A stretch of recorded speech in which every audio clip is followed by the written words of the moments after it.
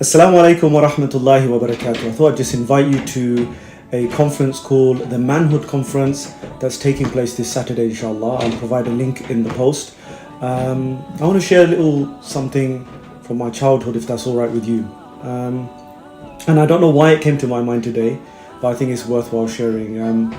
My dad, my father is 91 years old, and he had a massive role to play in my life in terms of me understanding my responsibilities. And one of the things my father used to do is take up what would be seemingly futile tasks that seemed to never end or go nowhere, but he would still do them, right? Now, what's the benefit you could get from that? Well, I find it hard talking about it, but like, for example, we wanted to wash all the carpets in the house, and when we wanted to wash all the carpets in the house, a lot of people just hire a carpet cleaning device, or some people hire someone to come and do it for them, or they'd buy a machine, a carpet washer. Not my dad. My father, he decides to get a scrubber that's just about the size of this fist, and he would literally get me and him with these scrubbers on our hands, and with a bucket of suds, soap or whatever, and we would literally scrub the carpet of the entire house, and then lay towels and stuff like that. And I remember looking at my father, and I'm just thinking, this is going to take forever. This is like, it just feels futile. Can you imagine an entire 4-bedroom house? You're on your hands and knees until you get sort of blisters on your fingers. And my father is one of those people, although he can read English and he can speak English, he doesn't like to, I don't want to say dirty his tongue, but he doesn't really like to speak English with us at all. And I remember I was on my hands and knees, and I was probably something like 14 years old or something, and I was, what 14-year-old does, isn't it? Come on, why? There must be a better strategy, must be a better way. Must be an optimal methodology, must be a smart way to do this or whatever. Ultimately, there was no other way, okay, because we can't afford another way. But my dad turned around to me, and he was in his late 70s even then, and he turned around to me and he said, something is better than nothing.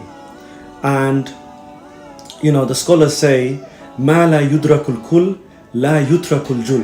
I learned that 18 years later, right? I learned that 18 years later studying, and it came up in a book somewhere. And I thought of my father. And one of the things that fathers often have to do is, when there is absolutely no hope in sight, they still know it's their responsibility to provide.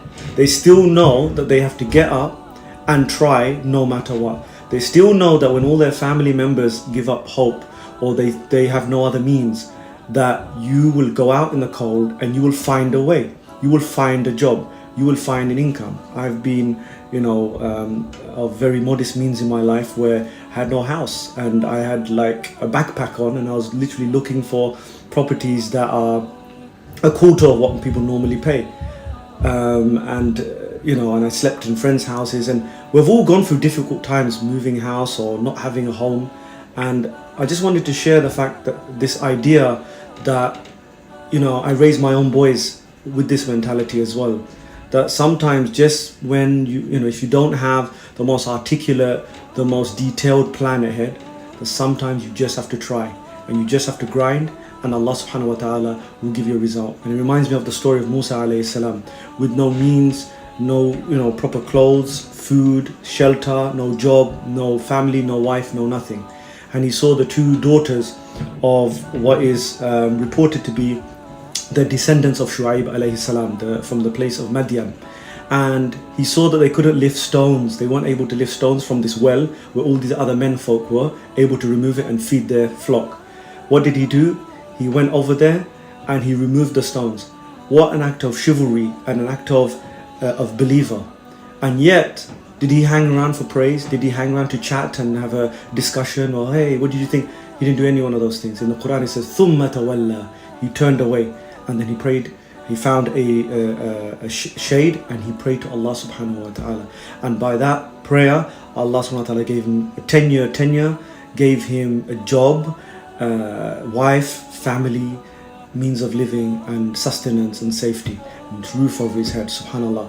And this is the mentality that more and more our boys, when we look at the ayah of the Quran, الرجال قوامون على النساء, that our boys are going to need to have this mentality, that even when there's no hope in sight, you have to have tawakkul in Allah in a way that the women folk will have to have in this situation, generally speaking, because that everybody turns to one another, but the husband, he has to turn to Allah subhanahu wa ta'ala, and he has to make a means for his family. So have a think of that.